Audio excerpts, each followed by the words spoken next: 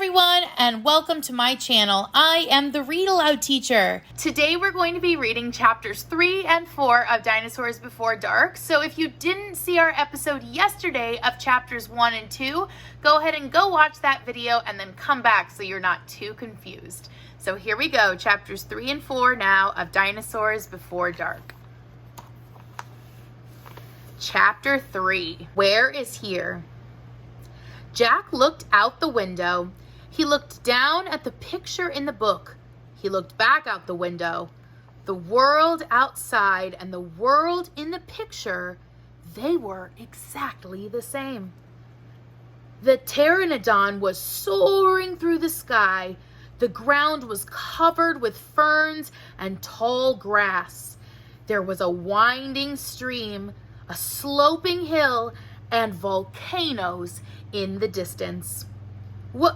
Where are we? Stammered Jack. The pteranodon glided down to the base of their tree.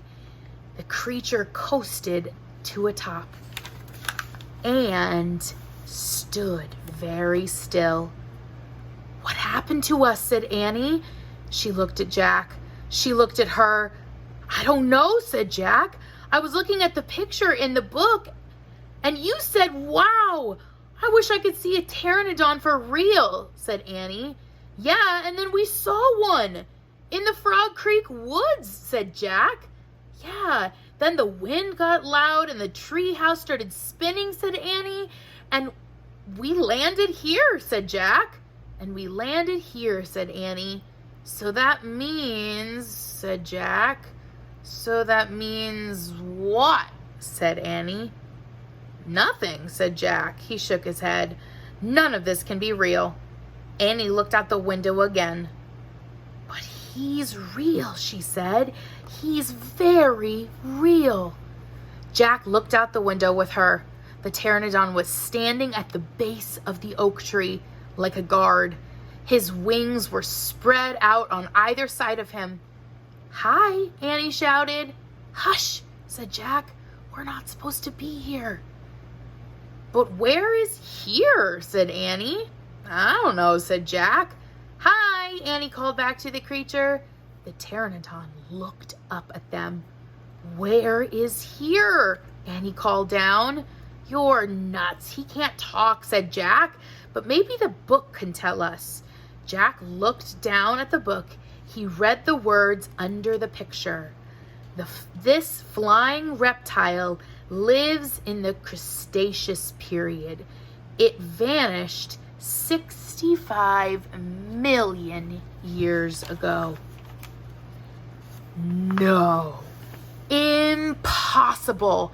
They couldn't have landed in a time 65 million years ago. Jack, said Annie, he's nice. Nice? Yeah, you can tell. Let's go down and talk to him. Talk to him?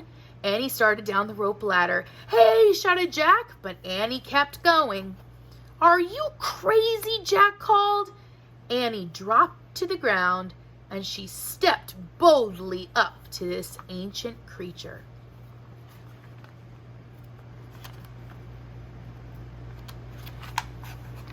Chapter 4, Henry. Jack gasped as Annie held out her hand. Oh, brother, she's always trying to make friends with animals, but this was going to be too far. Don't get too close to him, Annie, Jack shouted. But Annie touched the pteranodon's crest. She looked at his neck. She was talking to him. What in the world was she saying? Jack took a deep breath. He would go down too. It would be good to examine the creature, take notes like a scientist. Jack started down the rope ladder.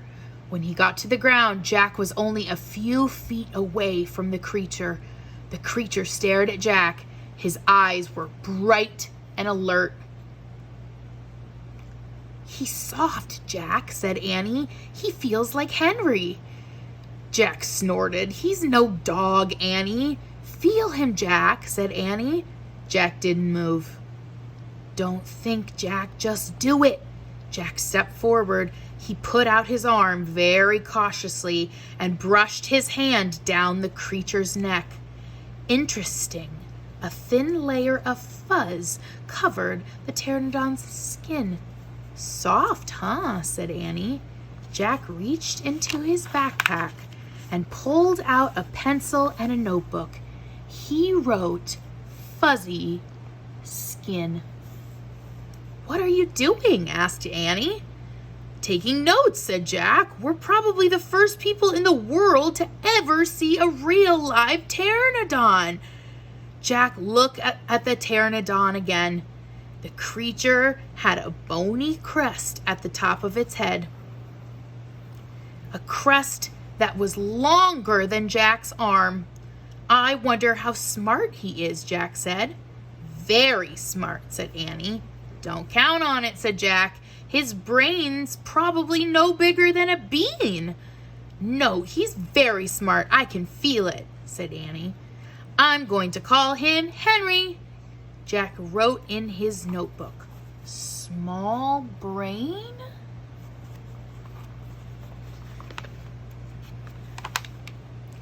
Jack looked at the creature again.